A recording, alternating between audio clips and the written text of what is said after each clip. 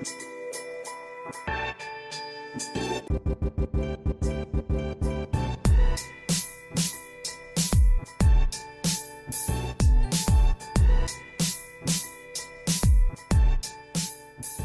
everyone, and a very warm welcome to this exclusive video series on adaptable HR, The Future is Now, brought to you by People Matters in association with Allied Solutions. I'm Esther Martinez, I'm the CEO and Editor-in-Chief at People Matters, and I'll be your host for this conversation today. It's my privilege to bring you some of the key insights from Asia-Pacific largest study on the state of HR transformation conducted by Allied in partnership with People Matters, and talking to leading CHROs on what adaptable really means to them in today's context for an organization. So from all the uncertainty and ambiguity that goes in the current times during this pandemic, one thing is clear, that the future is digital and the future is for the adaptable. So in this episode, it's indeed my pleasure to welcome Fariana Hanipia, Vice President Group HR Management at Petronas, and Shashwat Kumar, Asia Leader for Advisory, Payroll and Cloud Solutions at Allied. A very good morning, Farhana. So Farhana needs no introduction. She's been associated with Petronas for almost 29 years. She's an experienced Chief Executive Officer with demonstrated history working in the oil and energy industry. Prior to her current role, she was the head of human capital expertise.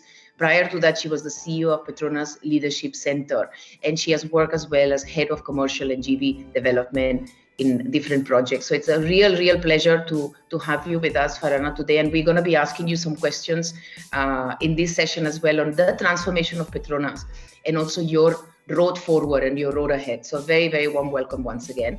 Shashwat leads he's the advisory for numerous Fortune 500 corporations, and he brings tremendous experience in HR delivery service, transformation, shared services, offshoring, and change management initiatives.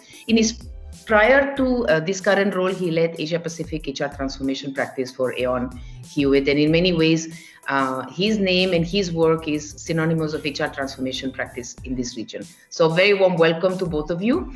And the structure we're going to have today is we've requested Shashwat to take us through the study first, and then I'm going to come to you, Farhana, with some questions specifically to the journey of Petronas. So over to you, Shashwat.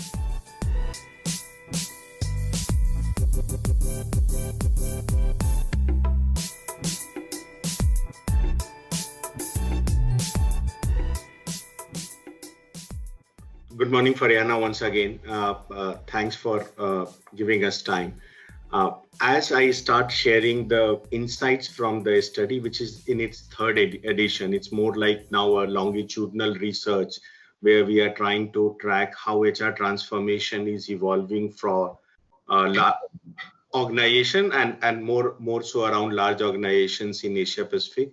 And then many of these organizations are unique because they have grown faster than anywhere else in the world. I will not take time giving background to who Allied is. The purpose was Allied, our whole business is around what can be defined as HR transformation. So that's who we are. And it really underpins from the fact that since late 90s, we have been leader in HR services globally. Which led us to innovate on cloud in 2008, on consumer experience 2012 onwards. Now coming to the research itself, we were supposed to launch this research in February, and between People Matters and Allied, due to COVID, we had to delay it, and that gave us a unique opportunity because our whole theme and the findings from the research, which happened late last year, early this year, was that HR needs to really become adaptable and demonstrate it in their working. We said maybe it's a time to go out and test it and see what's happening and whether this framework stands true.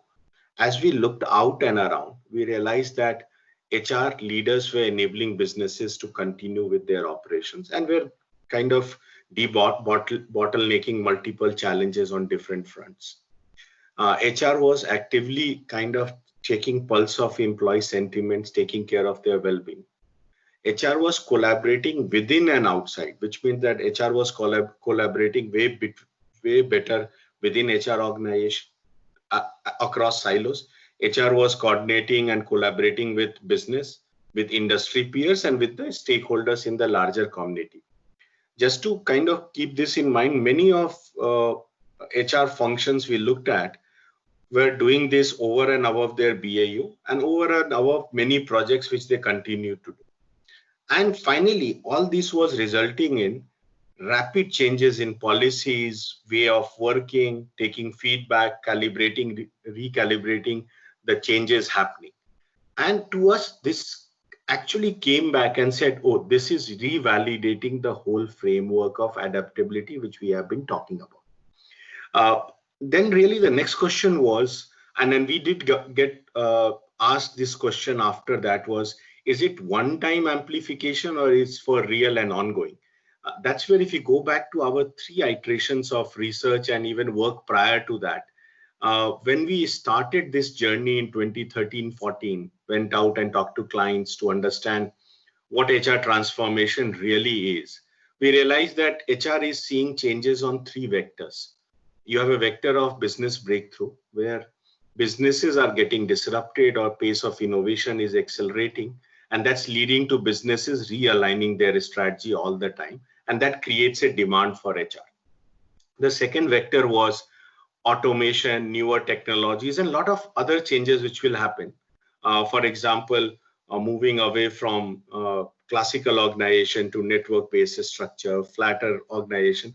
Fundamentally, this is leading to demands around organization reconfiguration, job reconfiguration, and how do you reskill to work and succeed in the new normal. So this has been happening, and this is only accelerating. The third dimension on which the demand was changing for HR was around talent aspirations and experience. And while there is a lot of noise around millennials, Gen Z, and so on, reality is for everyone today, psychographics have changed. Our expectation of what we experience or what we demand from our employers are different. And that's where we landed on differences are happening around purpose, around experience, and around demand, around transparency. So this has not changed. So we said this is only accelerating. And in many ways, current challenges has kind of put a clear filter around this, but these underlying trends are there and they will continue to accelerate. With this background, then we looked at the data and said essentially if all these changes are going to accelerate, HR needs to adjust all the time. And that's where the whole need for adaptable HR to sense and adjust to new conditions. But the question was, what is adaptable HR? And then there, if you step back and look at what we have been always talking, is that there are 3 ways HR is adding value to stakeholders. HR adds value to stakeholders through outcomes. And these are outcomes are mix of business and talent outcomes. HR adds value to stakeholders by experience, and third by people analytics. So we said while these outcomes are not going to change, it certainly is not adaptable the way it's we have been kind of tracking it. The moment you think of, for example, all these value anchors and how they will demonstrate adaptability, the way you look at them changes. So outcomes will remain outcomes, but if you have to make them agile and they will need to change to adjust to the environment, it needs to be a joint commitment to outcomes. So it's not only outcomes from HR, this is also a commitment to that outcome from all other relevant stakeholders.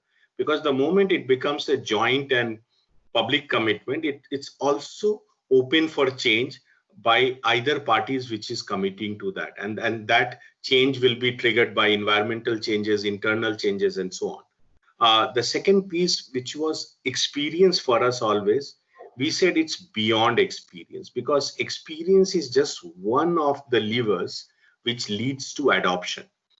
Adoption of program, adoption of services, adoption of the design which has been envisioned is not only anchored on experience, it's more environmental.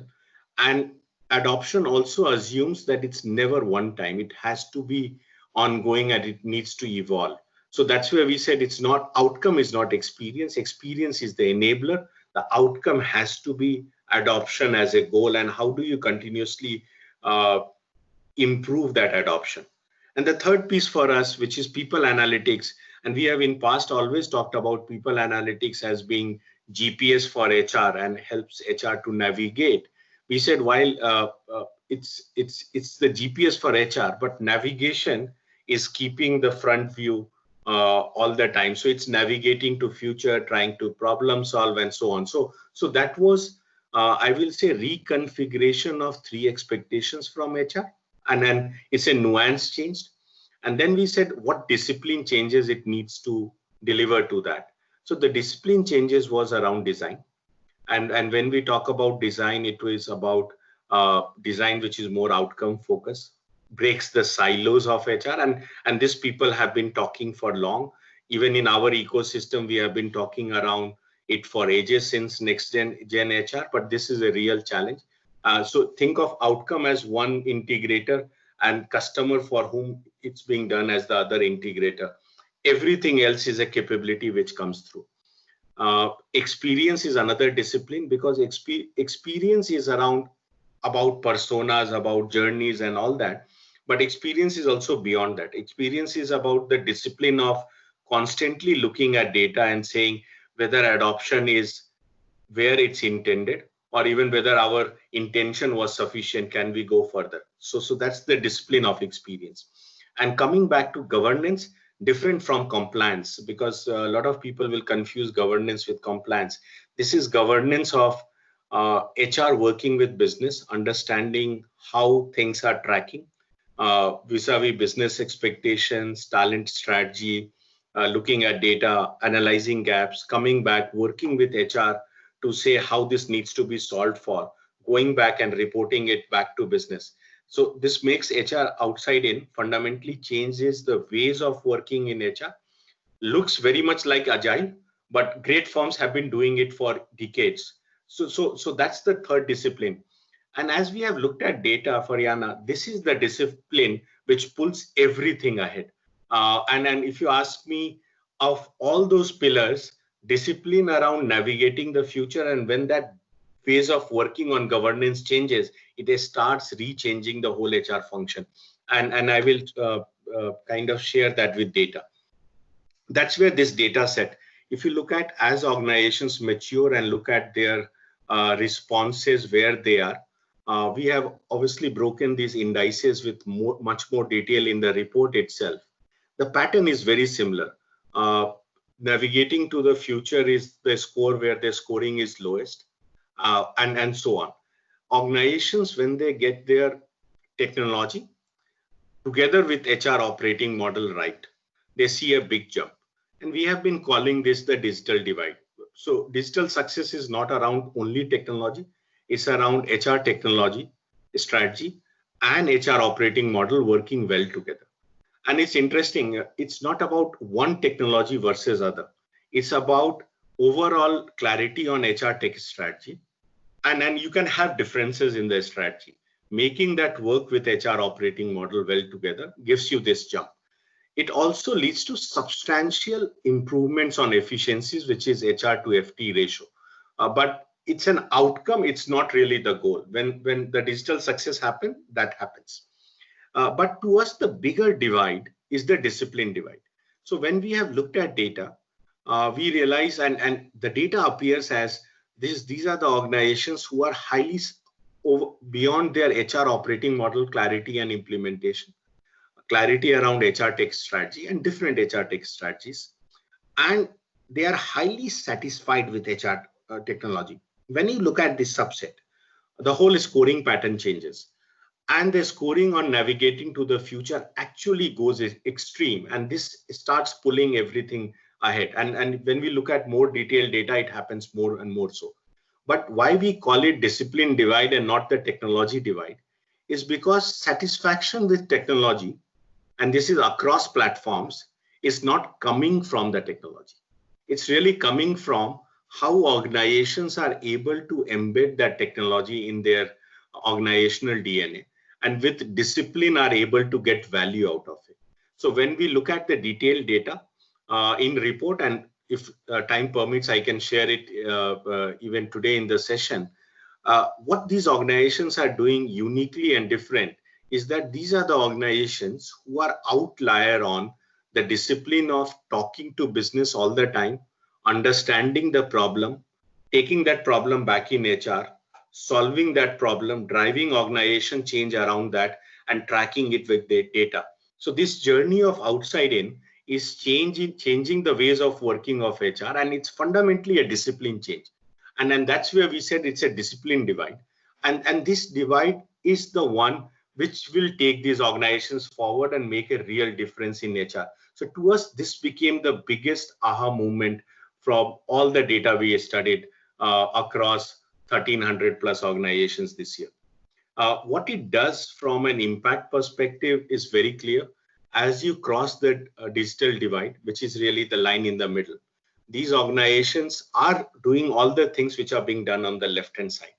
But these organizations have bandwidth and capability because they have freed up time to focus on higher order impact items like cultural alignment, enabling businesses with their pace of business innovation, de-risking critical roles, focusing on experience versus engagement of employees, and so on. These organizations also, interestingly, do way much better on efficiency drivers. So, for example, they pick up and keep pace with HR disruptions. They also do better with newer technologies of robotics, chatbots, machine learning, and so on, because as their operations mature, they have ability to pick up and adopt to newer technologies faster. So they are pulling ahead on effectiveness drivers, and they also pull ahead on efficiency drivers. While it's logical, but data really confirms that. Now, the third dimension is, are these organizations then more ready to address the risks? That's generally true, looking at all the responses. And if we pick up the outlier organizations, which I talked about, organizations who have really crossed the chasm of discipline divide, they tend to be even further to the right. At some stage, I think Vikrant will pull that view and share that data if needed with you, because that's really, to us, what it did was it got us to the first point for us, because we have always said that HR transformation is about enabling business transformation, because HR, overall budget of HR is always less than 1.5%, 2% of your P&L. In many organizations, less than 1% of your P&L. And that's not really the value. Value of HR is how HR makes an impact on the overall P&L itself. And that's enabling business transformation and success of those business transformations. Because all those business transformations will look like organization change, org and job data change, mindset and behavior change, and HR comes to play. So that's where adaptable HR has a value in getting HR to enable success of different business transformation, and that became the central pillar of our finding this year. Faryana, I will take a stop here. Sorry for being fast with this. Now, depending on, there are 8-9 other areas we can deep dive into. So if you want me to get into any specific area, I will deep dive in to that area, or we can move on to questions from you. Over to you.